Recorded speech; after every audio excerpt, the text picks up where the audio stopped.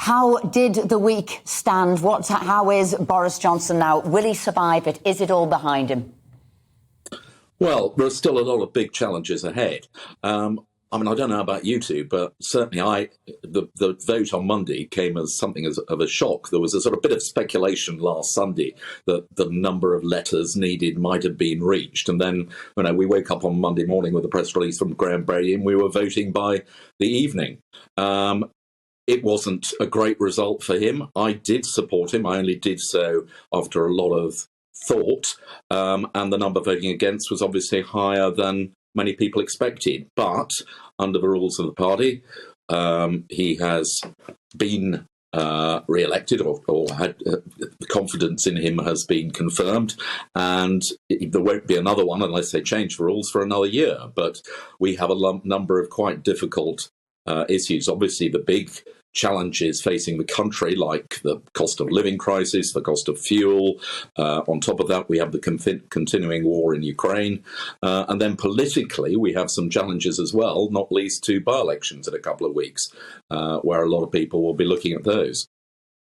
You said, John, you did give it a lot of thought and consideration, and you've got people now like Lord Frost coming out saying that if Johnson doesn't do and deal with some of the big issues the country is facing, then he's got until the autumn to prove himself. And an Ipsos Mori poll came out yesterday, say 51% of the public thought that the MPs had possibly given the wrong decision. But do you want to say how much thought you put into it and what you were weighing up and why you landed one side and not the other?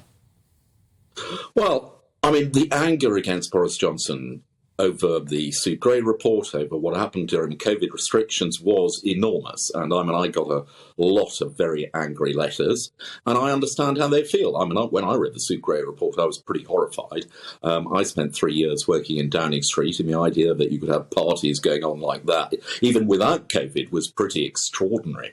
But that is not a big issue now facing the country moving forward.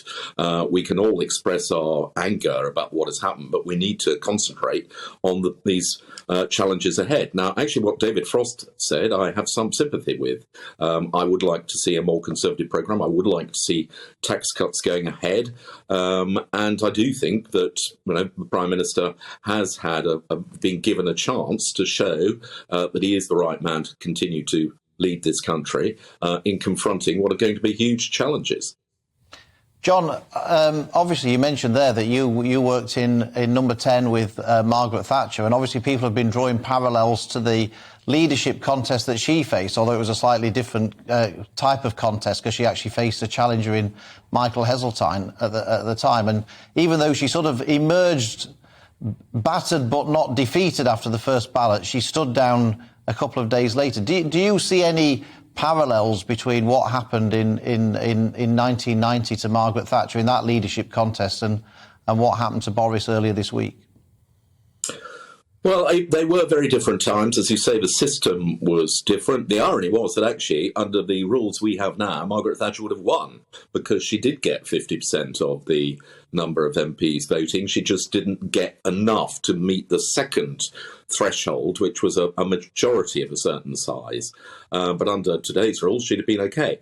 But I think she recognised, particularly at that time, the party had very fundamental divisions over Europe, over the poll tax, and it was not going to be possible to unite the party, even though the election had taken place.